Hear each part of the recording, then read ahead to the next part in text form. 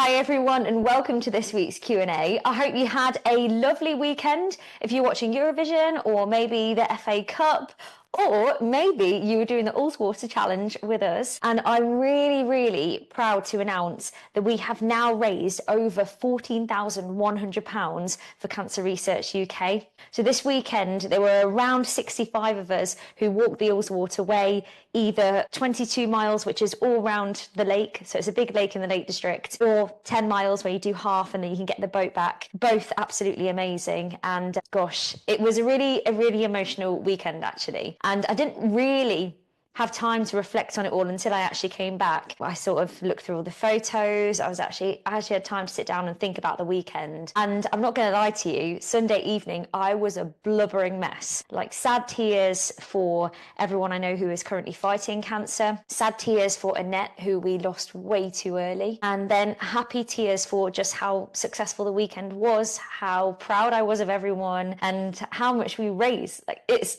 unbelievable, mind-blowing. It's incredible. So I was an absolute mess on Sunday evening, I have to admit, but it was brilliant. It was brilliant. Me and little baby Belle, we managed to get around the whole 22 miles as well, no problem. So that was great, and it was just lovely to see everybody. Yeah, what a weekend, and a big thank you to everyone who donated as well. Huge thank you. Now this week at the squad, it's week 2 of the 3-2-1 focus. So keep going, gang. I'm loving the posts in the Facebook group for accountability. So don't stop with those. Let's stay accountable. Let's stay on it. You know, the first week's exciting. It's something new, very motivational. Second, third week, it gets a little bit trickier. So stay accountable in the group. And we also have a 14-day summer reset that is coming up on the 2nd of June. This is open to everyone. So whether you're in the squad or not. So squaddies, if you've got any friends that want to come and join, this is a perfect opportunity. And if you feel like you need a bit of a reset yourself, maybe you booked a summer holiday and actually you're just not feeling confident about the way that you feel in yourself right now, or the way that you look, or you're worried about the clothes that you're going to be wearing. No one wants to go on holiday feeling like that. So let's get you feeling in a better place. But now is the time to start working on it. As I speak right now, I've only got 5 places left because we had 12 altogether. I really wanted to cap it because I want this to be a really close-knit focus group, so I can really give my attention to everyone in the group. So that is why it is capped. So 5 places left. If you want to get involved, just message me, DM me, or send me an email, reset, and I will send you the details. I know exactly what you're talking about. I'll send you the details right across. Okay, time to go straight into the Q&A. And as always, you've got some brilliant questions. I am actually going to split them up into the following. So mindset, motivation, lifestyle, like guilt around eating naughty food, tips for keeping energy up, etc. We're then going to talk about timing of workouts, rest and routine, so the best time of day to work out, whether yoga it counts as rest, how to know when to rest. Nutrition, so, you know, should you eat before or after a workout, or does it really matter? And then progressing your strength. So how often should you be looking at progressing your strength? And then some other things such as listening to your body, how to know when to work out if you're not very well, or should you? And just a couple of other things as well. So that is kind of the flow that we're going to go through. So let's start with the first question, and this is under mindset, motivation, lifestyle topic. How do I combat the guilt around eating naughty food? So naughty in inverted commas here. Now, I think it starts with a reframe of naughty food. Labeling food in this way as good, bad, or naughty, nice just creates this unnecessary guilt that really leads to an all or nothing mindset. There is no good or bad, or yes and no. It's not black and white. One slice of cake or a takeaway doesn't undo all of your progress. What actually matters is what you do consistently over time. So what we want to do is we want to aim for a balanced approach. 70% of really nutrient-dense foods and 30% of the less nutrient-dense foods. We need to allow space for what we would call treats without guilt. And also question, what is naughty about it? What is in that food that makes it bad?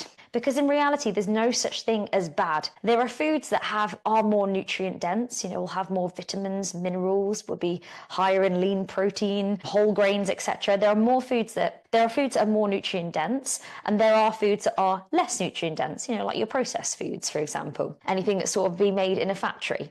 it doesn't mean that they don't have a place in our diet, and it doesn't mean that we can't enjoy them. So what I would say is, I would challenge yourself. Number one, ask yourself what is bad about that food. Number two, ask yourself, well, are you basing most of your day, 70% of your day, around foods that are really adding to your body, like giving your body what it needs? Food is there to nourish your body, but also your soul as well. So guilt doesn't belong on our plates. It really doesn't. And when we allow room for foods without guilt, we're less likely to fall into a binge cycle or a cycle of over-restriction and overindulgence. So what I would say is, question yourself. Ask yourself, does my diet mainly contain foods that are giving something to my body? Fruit, veg, whole grains, lean proteins. Are you giving to your body? If the answer is, yeah, absolutely, well, why not sit down and enjoy that piece of cake then? Why not sit down and enjoy your biscuits and eat them mindfully, knowing that your body's had what it needs and now you're nourishing your soul? And really actually eat it mindfully and enjoy it, rather than mindless snacking. And that is what I would say. But it takes time. It takes time. If you've labeled food your whole entire life as should, shouldn't, and bad and good, it takes time to get rid of these labels, but just really work with yourself and keep questioning your thought process all the time. Be curious about why you feel like that. What's it going to do to me? If I eat those biscuits, what's going to happen? In reality, nothing. It's about what you do consistently. Any tips for keeping energy levels up all week? By Friday, I'm falling asleep on the sofa at 7 p.m. Is this normal? Oh my gosh. Yes, totally, and completely and utterly relatable, especially if you are a busy mum, working mum. The crash by Friday it's often a sign that your nervous system, your hormones, your energy levels just need a little bit of support. And it doesn't have to be the norm as well. You don't have to get to Friday and feel completely and utterly depleted. So these are the things I would say. So just make sure you were doing the following. But quite often, if you've had a really busy week, it could just be your body's way of just asking for a bit of recovery, and honor that too. So I would say the first thing is sleep. Prioritizing a good 7-8 hours a night. Quality, though, is just as important as quantity. And I know for a lot of mums, getting a decent night's sleep, it can be a little bit tricky. So therefore, you might want to focus more on the quality side. Just control the controllables. So sleep is a really important one. It's the foundation of our health. But again, control the controllables. Number 2, fueling your body. Don't skip meals. Make sure that you are having nourishing meals, the balanced plates with protein, complex carbohydrates, healthy fats to help keep your blood sugar levels steady. A lot of women end up not properly eating meals and then trying to tie themselves over with snacks that just end up really, really messing up the blood sugar levels. And then you do end up feeling depleted. You just end up crashing. So make sure that you are nourishing your body throughout the day. It's really balanced. And don't go too long as well, too many hours without eating. Let's keep our energy levels up. Hydration. Dehydration causes fatigue. So let's aim for about 2.5 litres of water a day. Movement is so important. A lot of people say, well, I don't have energy to work out. And then my question is, well, are you working out? No, because I don't have energy. Well, that's why you don't have energy. It's as simple as that. Working out gives you energy. At the flip side, so at the other end of that, overtraining can also lead to burnout and fatigue. So rest days are also important. So make sure you're getting the balance. And my best advice is do it first thing in the morning before anyone else demands your attention or anyone else needs you. Do it first thing. Get it done. Start your day in a really energizing way. And also make sure you're having a bit of downtime where you can, because mental and emotional exhaustion really builds up. So just a little bit of time for you, a little pocket of time, and that might be your morning workout. Or it might be your morning workout followed by a cup of tea or a cup of coffee in just 5 minutes. 5 minutes to you. It can make a massive difference. 5 minutes of not having to scroll through your phone, maybe you're just looking out the window or you're just standing in the porch. Just a few minutes to just deload a little bit. So I hope that's useful. So just make sure you're ticking those things off. And if one of them is lacking, right, let's focus on that. I'm naturally a night owl. Any tips for shifting to an earlier sleep wake-up routine? Yes, and gradually adjusting your circadian rhythm can be really, really helpful for actually improving your sleep quality, your sleep energy, your routine. So this is what I would suggest to shift things that way. You can go all in. You can go hard. And this is a sort of how I would do it. This is how I do it. You know, if you ever get jet lag, so you've been away like for example, gone to America for a couple of weeks, jet lag, I'm all over the place. I go hard. I just go straight in knowing that the first week's going to feel awful. And then by that point, I am back into routine, back to normal, feel great. So you can do it that way. Secondly, you can shift this slightly. And this is probably more this is probably more realistic and a little bit nicer. This is what you really need to do though. You really, really, really need to stick to the same wake and sleep times, even at the weekend, to avoid this so-called social jet lag. If you don't do that every week, it's going to feel hard. You can have a little bit of a leeway, so about half an hour. So for example, for me, I get up at 5:15. At the weekends, yeah, I do get up at 5:45. But what it means is my energy is pretty good. Like, I have a lot of energy. I've got a lot of energy anyway, but it keeps me in a really good routine. And I'll go to bed at the same time, again, give or take half an hour or so at the weekends. That's how I do it. And it works really well. And it also means you get really good quality sleep as well, even if the quantity isn't there. Make sure you've got a proper wind down routine in the evening. So for example, no screens, 60 minutes before you go to bed. Make sure your room's cool, it's dark. You've got a calming routine as well. So for example, we're not sat on the sofa eating popcorn or sweets or chocolate an hour before we go to bed. We've got a calming routine. We're relaxing, we're reading a book, we're just having a little bit of a wind down routine. And if you keep your routine similar every day, your brain and your body will start to work together. You'll start to realize that, this is now time to go to bed. And you just kind of get into a bit of a flow with it. And also watch out for your caffeine intake. So I would say try and stop any caffeine after 2 p.m. latest, because it can really, really interfere with your melatonin production. And that can interfere with trying to get up in the morning and trying to go to sleep at night. But it just takes consistency and patience. And you might just want to shift it 15 minutes at a time. So you might think, right, I'm going to go to bed 15 minutes earlier. Say if you normally go to bed at, 11 o'clock, for example. We'll go to bed at 10:45 and get up 15 minutes earlier. Do that for a week and then do it again and just keep shifting it. Or go cold turkey. Just go all in and know that it's going to be hard for 1 or 2 weeks. But honestly, after 2 weeks of getting up, going to bed at the same time, even at the weekends, give or take half an hour, it feels so good and you will never look back. Honestly, it's the best thing. Okay, we're going to move on now to like workout timing and rest. Is there a best time of day to work out? In all honesty, the best time of day to work out is the one where you can do it consistently, when works for you. There are pros and cons. So generally speaking, morning workouts, most people who do morning workouts tend to be more consistent because they embed it into their routine. It becomes something they just do. And it's really, really energizing. It's a great way to be focused, to have a real good focus at the start of the day, feel energized for the rest of the day. And like I said, it's that consistency, because sometimes the problem is if we try and work out later on in the day, so for example, when we get back from work or in the evening when you put the kids to bed, things can crop up. And also our energy can feel a lot lower. Whereas if you just get up, go, it's done. And then it gives you energy. The afternoon can be quite a good time if you are looking to improve your strength. It's quite often where we get a peak in our strength and performance. You know, our body is fully warm, it is fueled. Of course, if you have been fueling yourself properly. So some people like to work out in the afternoon. Evening workouts can work for some people if that's their pocket of time for the day. But the only downside with evening workouts is it may interfere with sleep, especially if you do it quite close to bedtime. Unless you're doing something like, a pre-bedtime yoga. So rather than thinking about, okay, when is the optimal time to work out, pick one that works with your lifestyle. Like what matters the most is the fact that you are showing up doing a workout, not what time you actually do the workout.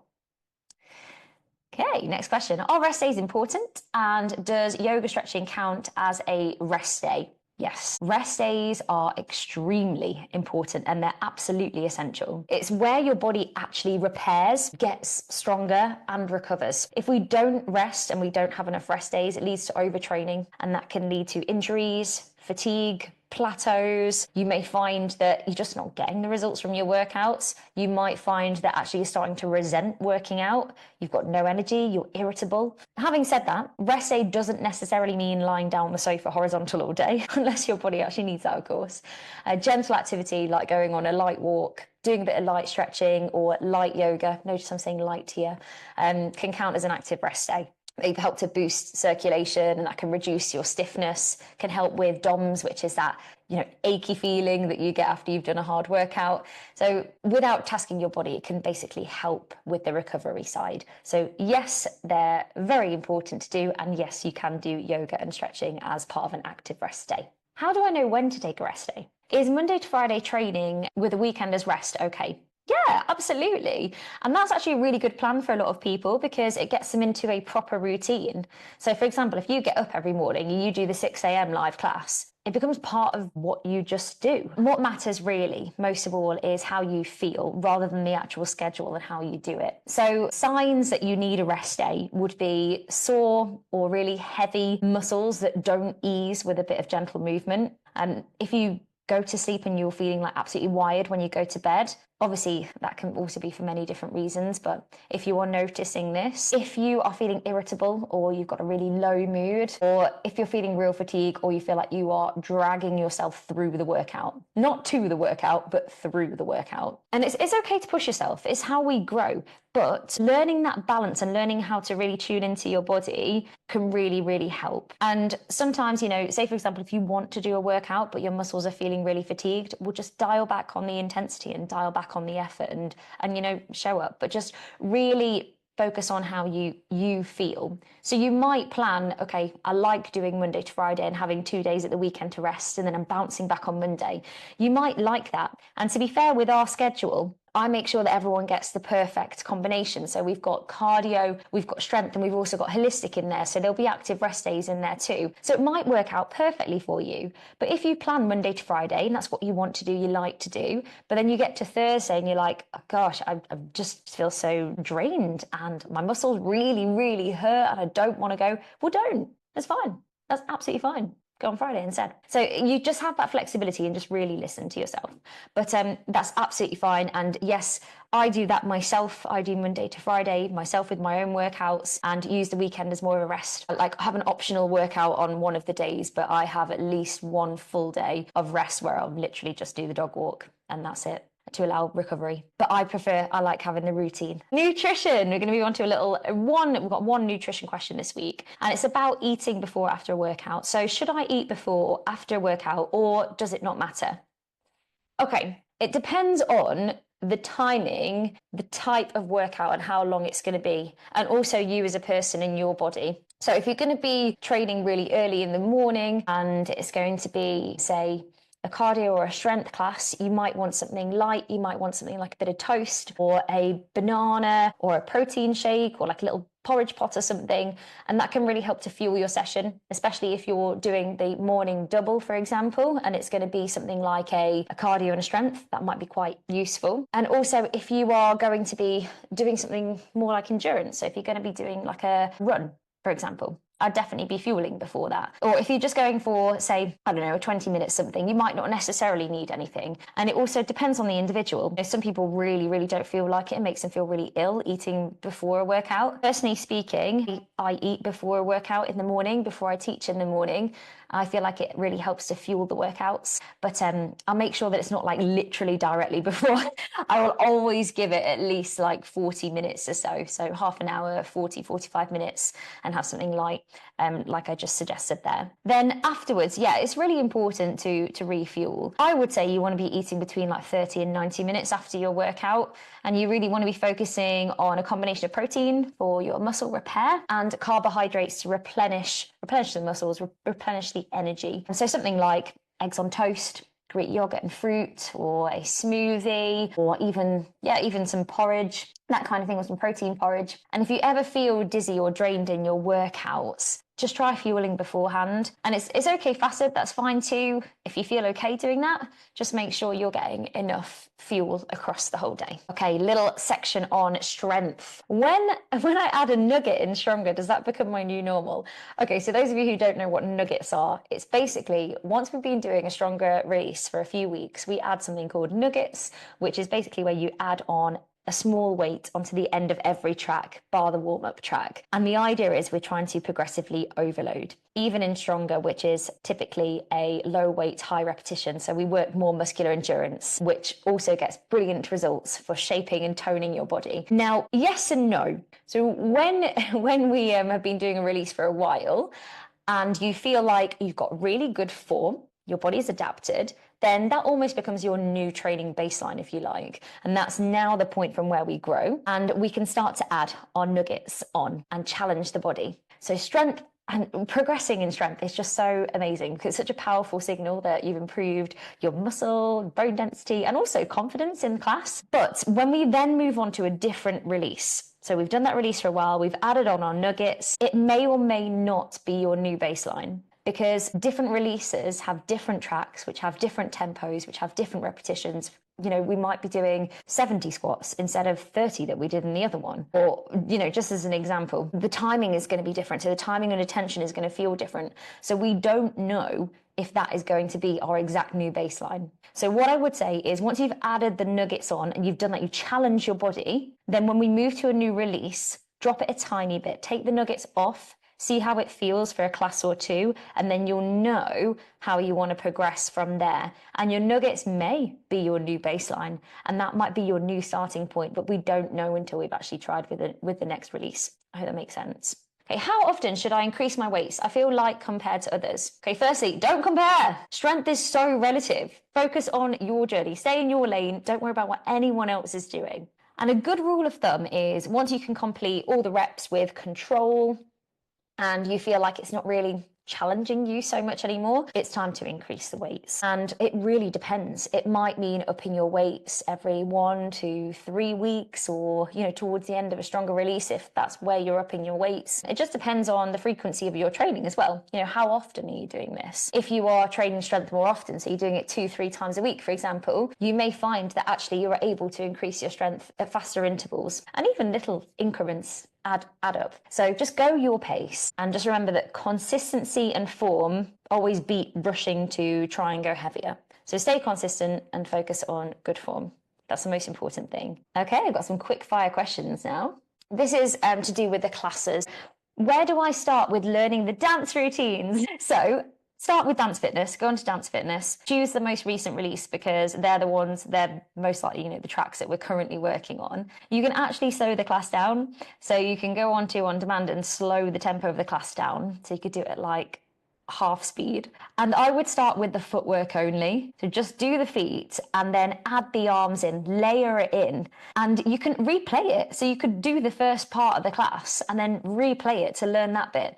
But it's honestly just repetition, and you don't need to be perfect as well. Just let yourself enjoy it, enjoy the rhythm, moving your body. And as you keep doing the class, like I said, if it's a dance fitness one, we'll have the same tracks for a while, and then we'll take out one track and add a new one in, and so on and so forth. You'll soon get to know it. You really will. And then when you learn the new ones with everyone else, you'll be on the same journey as everyone else. So that's my best advice for that one. Can you suggest specific stretches for specific classes? Yeah, definitely. So if you're doing like an all-round body thing, so for example, like a stronger workout or like hit with weights that we did today, get yourself onto an all-body stretch. So go onto the stretch area, do something full body, or even the ones that are just like plainly 10-minute stretch, they tend to be all body. If you've done a booty band or a lower body strength, get yourself on a glute or hip one or both, or a leg stretch.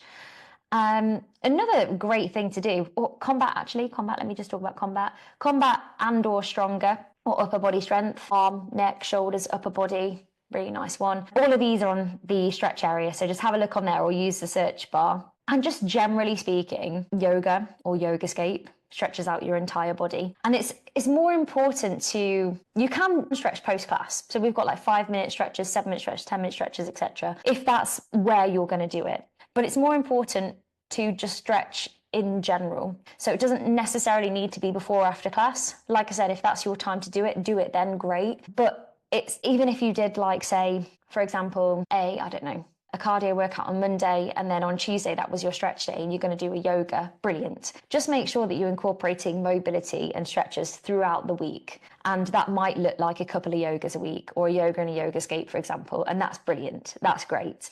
So yes, just making sure that it's in the week Okay, I've picked up a cold, and was it right to skip the 6 a.m. class? Yes, 100%. If you're feeling under the weather, especially if the symptoms are below the neck, so in your chest, it's just best to rest. The harder you rest, the faster you get back to it, basically. Your body is going to use any extra energy to get you better. Generally speaking, if it's above the neck, like a bit of a sore throat, a bit of a sniffle, light movement might be absolutely fine. Below the neck, if you're feeling really congested in your chest, you've got a fever, your body is really aching, just rest. Give your immune system the energy that it needs to fight off whatever you've got, fight the infection. Training through an illness can often make things worse or just really prolong your recovery as well. And we want to feel better fast. So you absolutely did the right thing.